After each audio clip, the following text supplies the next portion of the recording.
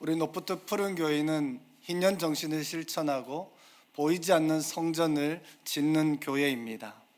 보이지 않는 성전을 짓는다라고 말할 때 5가지 실천 영역이 있죠.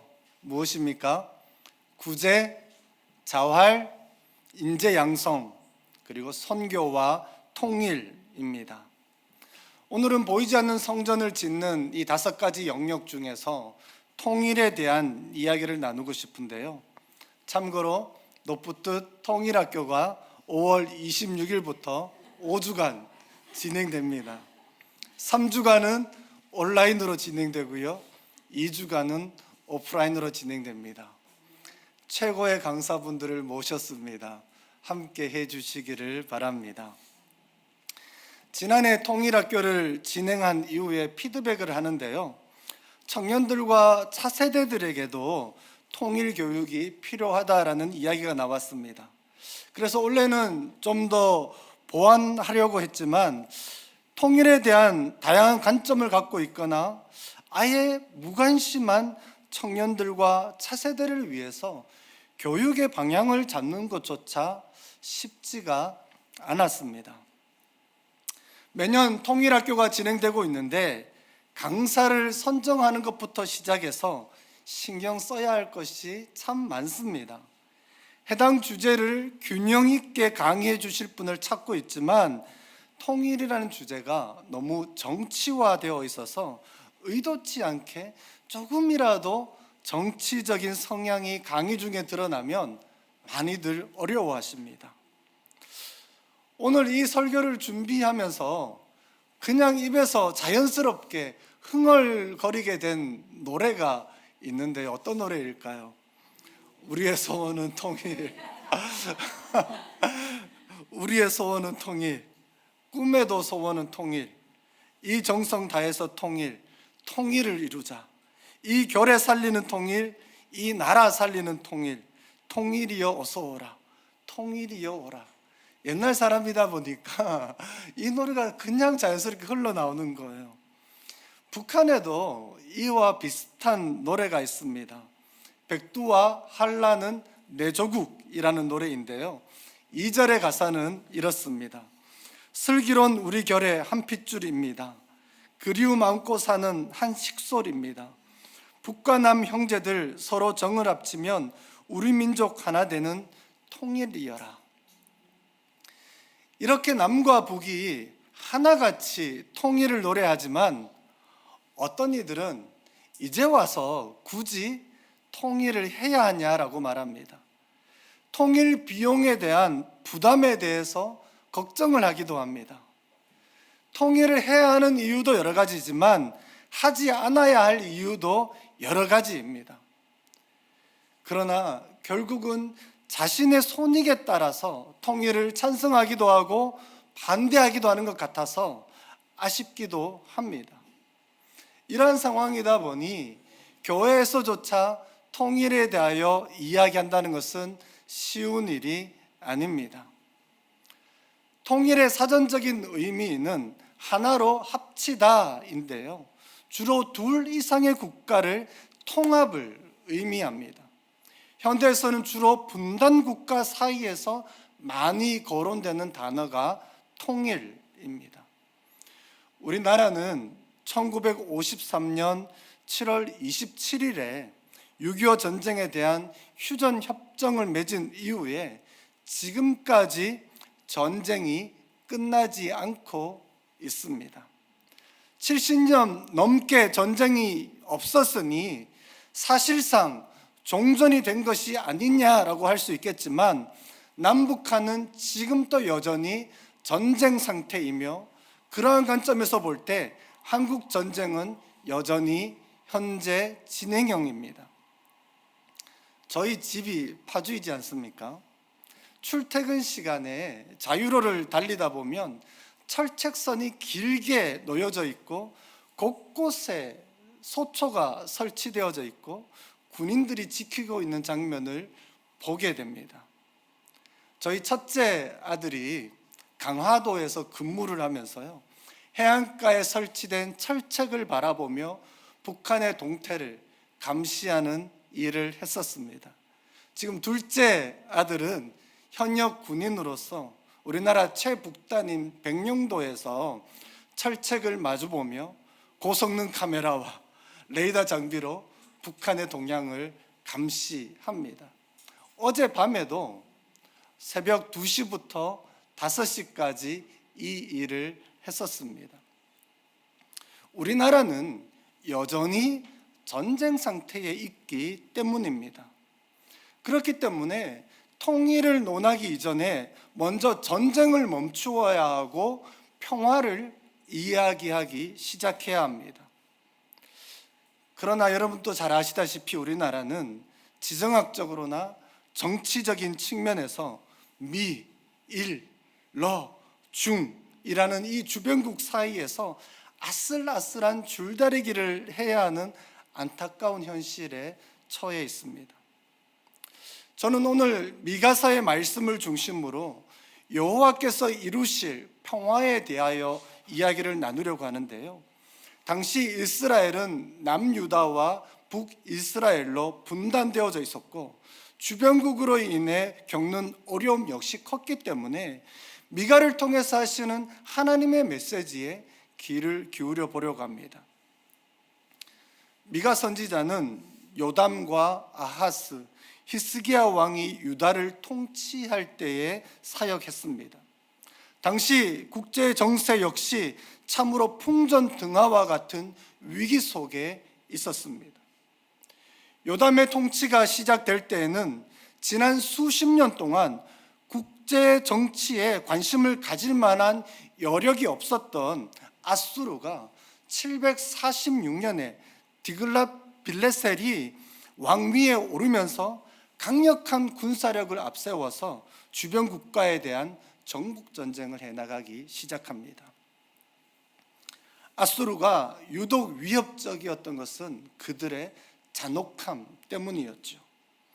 아수르의 정복 전쟁으로 인해 위협을 느낀 북이스라엘과 아람은 반아수르 연합 전선을 구축합니다. 그리고는 남유다의 아하스에게도 이 동맹에 함께 하자라고 말하죠.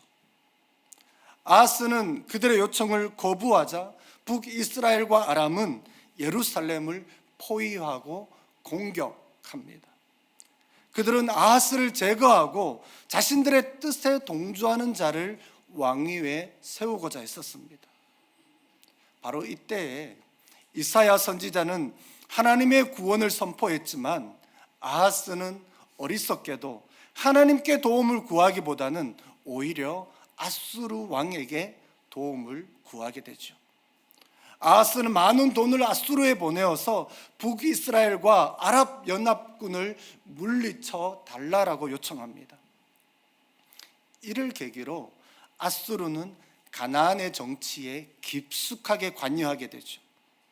이때부터 유다는 지속적으로 아수르의 지배에 시달려야 했습니다.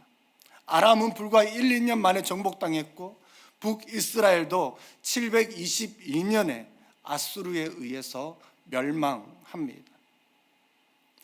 이후 히스기야 왕의 시대에는 애굽의 압력과 블레셋, 페니키아 등과 같은 주변 국가의 꾀임에 넘어가서 이들과 함께 아수르에 대하여 반기를 들기 시작합니다.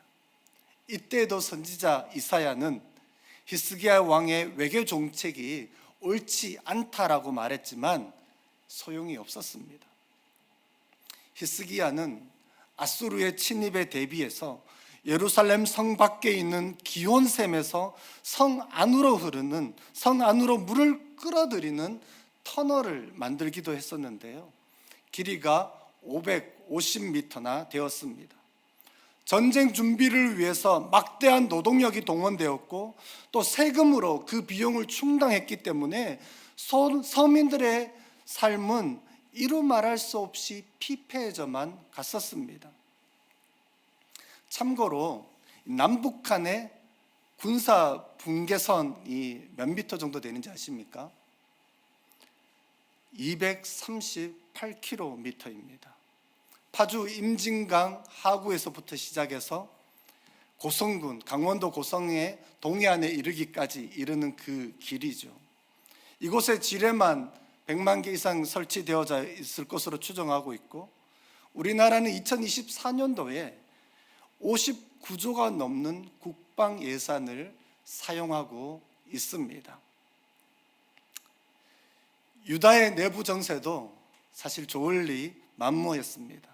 있는 자들은 고리 대금을 통해서 가난한 자들을 착취했고요, 권세가들은 뇌물을 받고 힘 있는 자들과 부유층의 손을 들어주었습니다. 정치와 종교 지도자들은 자신들의 안위만 생각했고 재물을 축적하기에 여념이 없었습니다. 한편으로 부유층과 권력자들 중에서는 아수르의 빌부터 아부하면서 아수르의 이방 풍습을 가지고 와서 우상 숭배를 조장하기도 했습니다. 거짓 선지자들은 돈을 위해 점을 치고 있었고요, 이 모든 부패의 중심에는 당시 사회의 지도층이 있었습니다. 공평과 정의는 사라졌고 나라 곳곳에는 전쟁의 위기가 넘쳐나고 있었습니다. 이러한 상황이다 보니 미가서 1장에서부터 3장을 읽어보면 유다와 이스라엘에 대한 혹독한 비난과 심판의 메시지가 줄을 이루고 있는 것을 보게 됩니다. 그러나 이제 4장부터 시작하여서 놀라운 구원과 회복의 메시지가 선포됩니다. 메시아 왕국이 도래할 것이다라는, 영원한 평화의 나라가 도래할 것이라는 이야기가 나오기 시작하는 것이죠. 1절 말씀을 우리가 함께 읽어보도록 하겠습니다. 끝날에 이르러는 여호와의 전의 산이 산들의 꼭대기에 굳게 서며 뛰어나고 민족들이 그리로 몰려갈 것이라. 끝날에 이르러 어떤 일이 일어납니까? 여호와의 전의 산이 산들의 꼭대기 위에 굳게 서게 됩니다. 여호와의 전이 서 있는 이 산은 시온산입니다. 원래 시온산은 나지막한 산이죠. 그런데 끝날에는 모든 산들의 꼭대기에 우뚝 서게 된다라고 말합니다. 고대 근동 지역에서 신전이 있는 산은 그들이 숭배하는 신을 대표했었습니다. 따라서 여호와의 전의 산이 산들의 꼭대기에 굳게 서게 되는 것은 바로 여호와 하나님이 그곳에 임재하기 때문입니다. 시온산의 위대함은 바로 여호와 하나님의 위대함 때문인 것이죠. 계속해서 그 산은 작은 산들 위에 뛰어나고 민족들이 그리로 몰려갈 것이다 라고 말합니다. 좁은 의미에서는 작은 산들은 당시 주변의 열강들인 애굽, 아람, 페니기아, 아수르, 바벨론 등과 같은 나라일 것입니다. 그들은 스스로 강대국이라고 자부하겠으나 시온산이 우뚝 설 때에는 그저 작은 산에 불과하게 되는 것입니다. 여호와의 통치, 메시아의 통치는 단지 이스라엘에게만 국한되지 않는다라는 것을 보여주는 장면입니다. 세상의 모든 민족들이 하나님의 통치 아래 거하게 되는 것이죠. 끝날에 도래하게 될 메시아 왕국은 남유다와 북이스라엘뿐만 아니라 이방 민족들까지 참여하게 되는 범민족적인 나라가 될 것입니다. 2절 말씀을 같이 한번 읽도록 하겠습니다. 곧 많은 이방 사람들이 가며 이르기를 오라 우리가 여호와의 산에 올라가서 그가 그의 도를 가지고 우리에게 가르치실 것이니라. 우리가 그의 길로 행하리라 하리니 이는 율법이 시온에서부터 나올 것이요 여호와의 말씀이 예루살렘에서부터 나올 것임이니라. 이렇게 이방 사람들이 여호와를 찾게 되는 것은 평소 자신들이 숭배하고 섬기던 이방 신들이 아니라 오직 여호와를 왕으로 모시고 그분의 가르침대로 행하며 그분의 통치 아래 살겠다라는 결단이기도 합니다. 시온산으로 몰려가면서 그들이 하는 말이 무엇입니까? 오라 우리가 여호와의 산에 올라가서 야곱의 하나님의 전에 이르자라고 말합니다. 여호와께서 그의 도를 가지고 우리를 가르쳐 주실 것이다 라고 말합니다. 우리가 여호와의 길로 행할 것이다 라고 말하죠. 이렇게 말하는 근거가 무엇입니까? 율법이 시온에서부터 나오고 여호와의 말씀이 예루살렘에서부터 나올 것이기 때문입니다. 그들의 거대한 갈망은 이것입니다. 하나님에게 말씀, 즉 그의 도로 가르침을 받는 것입니다. 그의 길로 행하기 위함입니다. 하나님의 말씀대로 살아가기 위함입니다. 하나님의 식과 법대로 살기 원하기 때문입니다. 메시아 왕국의 기초는 바로 하나님의 말씀, 하나님의 도입니다. 하나님의 십과 법이 하나님의 십과 법으로 통치되는 세상이 되고 이방 사람들이 하나님의 말씀을 따라 살아가게 될 때 여러분 어떤 일이 일어납니까? 하나님의 말씀이 통치하는 메시아 왕국의 특징은 무엇일까요? 3절 말씀을 함께 읽어보도록 하겠습니다. 그가 많은 민족들 사이의 일을 심판하시며 우리가 그 칼을 쳐서 보습을 만들고 창을 쳐서 낫을 만들 것이며 이 나라와 저 나라가 다시는 칼을 들고 메시아 왕국의 특징 중에 하나는 하나님께서 민족들 사이의 일을 심판하시고 먼 곳 강한 이방 사람들을 판결하신다라는 것입니다. 힘의 논리로 사람을 나라를 좌지우지했던 세상을 판결하시고 민족과 민족 간의 갈등과 분쟁 그리고 전쟁을 해결하겠다라고 말씀하십니다. 그 결과 무리들이 칼을 쳐서 보습을 만들고 창을 쳐서 낫을 만듭니다. 전쟁 무기를 더 이상 만들지 않고 그것으로 백성들이 먹고 살 수 있도록 농기구를 만듭니다. 평화의 도구를 만드는 것입니다. 이 나라와 저 나라가 다시는 칼을 들고 서로 치지 않는다라고 말합니다. 다시는 전쟁을 연습하지 않는다라고 말합니다. 저는 이 전쟁을 연습해 본 적이 있습니다.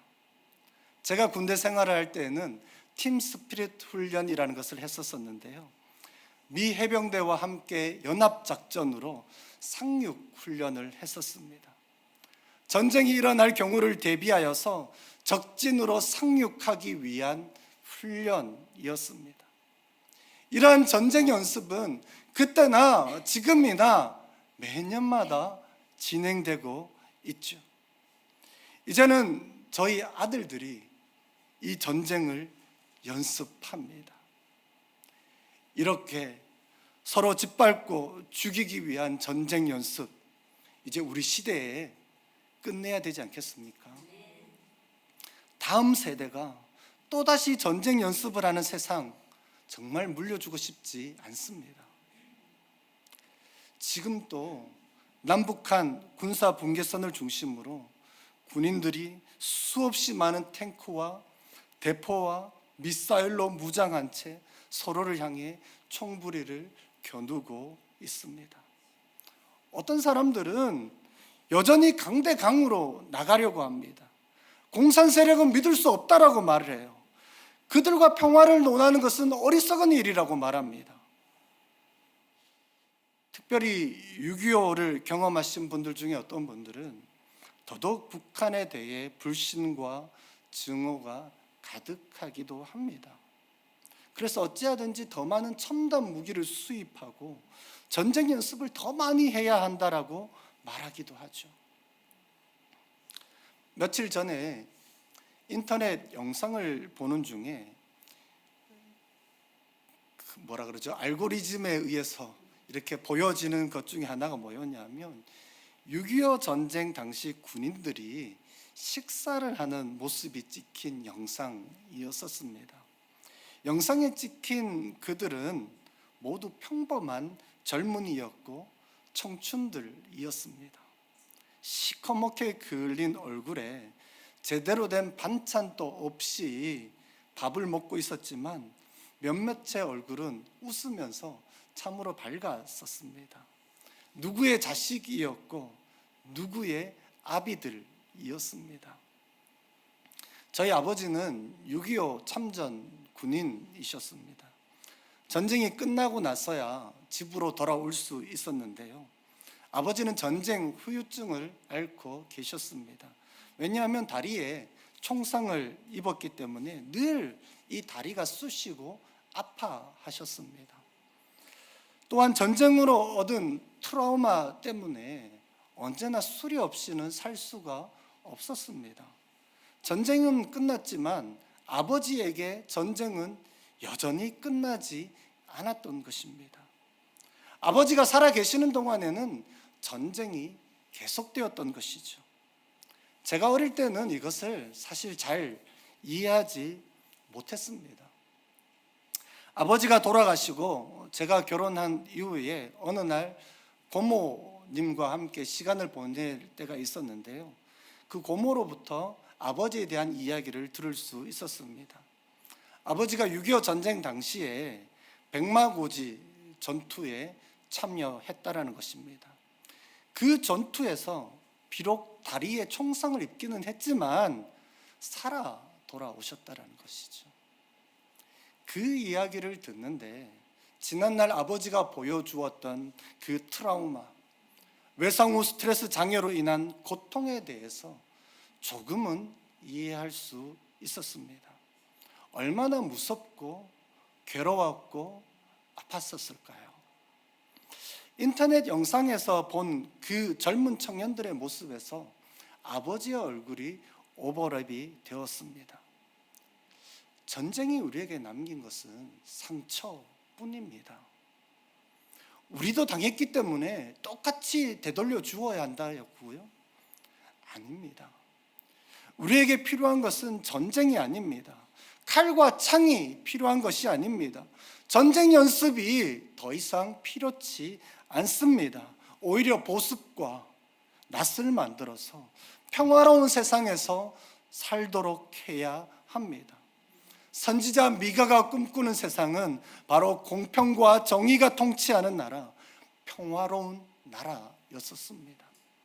4절 말씀 우리가 함께 읽어보겠습니다. 각 사람이 자기 무화과나무 아래에 앉을 것이라. 그들을 두렵게 할 자가 없으리니 이는 만군의 여호와의 입이 이같이 말씀하셨음이라. 고대 근동에서 평화롭고 유복한 목가적인 이미지는 자기 소유의 포도나무와 무화과나무 아래 앉아있는 모습으로 그려질 수 있습니다. 사람이 자기 포도나무 아래와 자기 무화과나무 아래에 앉았다라는 것은 어떤 전쟁이나 위협도 없는 평화롭게 살아가는 일상을 나타내는 표현입니다. 그들을 두렵게 할 자가 없다라고 말합니다. 하나님이 통치하는 나라는 힘과 무력으로 다스리는 나라가 아니기 때문입니다. 미가 선지자는 만군의 여호와가 말씀하셨으니 반드시 이렇게 될 것이라고 선언합니다. 그렇다면 오늘을 살아가는 우리 역시 여호와께서 말씀으로 통치하는 나라, 공평과 정의가 강같이 흐르는 나라, 온전한 평화가 임하는 나라에 대한 꿈을 꾸어야 하는 것입니다. 5절 말씀을 우리가 함께 읽어보도록 하겠습니다. 만민이 오직 우리는 우리 하나님 여호와의 이름을 의지하여 영원히 행하리로다. 분명 이러한 비전과 꿈을 갖고 있을지라도 오늘의 세상은 그렇지 않아 보입니다. 현실은 만민이 각각 자기의 이름을 빙자하여 행합니다. 세상의 식과 법대로 따라 살고자 합니다. 창과 칼을 만들어서 다른 이들과 전쟁을 하려고 합니다.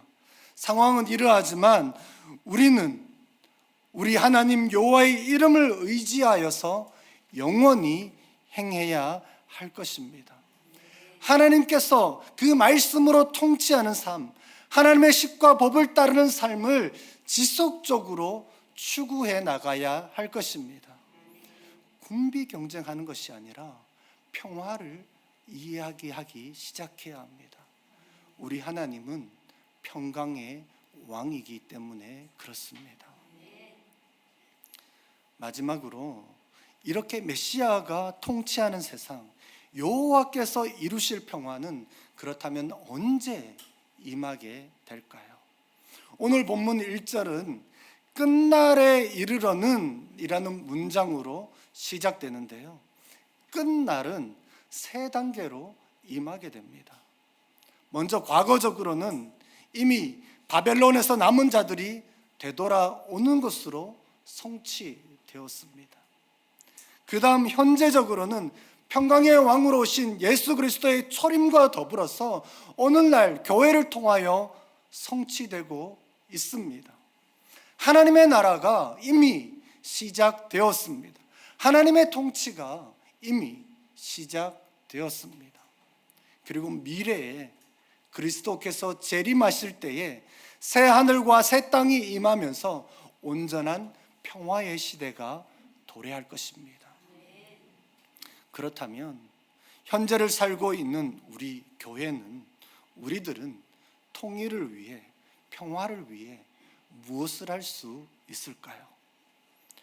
독일 통일과 독일 교회에서 힌트를 얻을 수 있는데요, 2차 대전 패전한 이후에 독일 교회는 불의한 이 전쟁에 본인들이 앞장섰던 자신들의 과오에 대해서 철저하게 회개하였습니다. 그리고 평화를 교회가 지향해야 할 가장 소중한 사회 윤리적인 방향 키로 삼습니다. 교인들에게는 평화를 설교하였고 자녀들에게는 평화를 교육했습니다. 국가에는 평화를 지향하는 정책을 요구했습니다. 동독과 서독의 교회는 하나됨을 추구했고, 오늘 우리가 읽은 이 본문인 미가서 4장 1절에서 5절 말씀을 기반으로 칼을 쳐서 보스부로를 기치로 1981년도부터 매년 11월에 열흘간 평화를 위한 기도회를 진행했었습니다. 평화는 거저오지 않습니다. 하나님이 주신 꿈을 꾸기 시작해야 하고, 평화를 위한 행동, 즉 그의 도를 행하는 것부터 시작해야 합니다. 우리는 십자가로 말미암아 화해와 평화의 직분을 받은 자들입니다. 이 직분을 귀하게 여기고 평화의 도구로 쓰임받는 저와 여러분이 되었으면 좋겠습니다. 오늘의 적용 기도는 이 성 프란시스의 기도문을 우리가 함께 읽으면서 기도했으면 좋겠습니다. 오늘날 남과 북이라는 이 분단 국가도 있지만, 어제 미얀마로부터 기도 편지를 받았는데, 미얀마의 지금 젊은이들이 군대에 징집되어져 가는 이야기들, 그곳에 있는 내전의 이야기들을 들을 수 있었습니다. 어제 또 듣게 된 것은 팔레스타인 가자 지구 안에서 일어난 일이죠. 유엔에서 일하는 분들이 사망했다라는 이야기도 들을 수 있었습니다. 우크라이나 전쟁 지금도 계속되고 있습니다.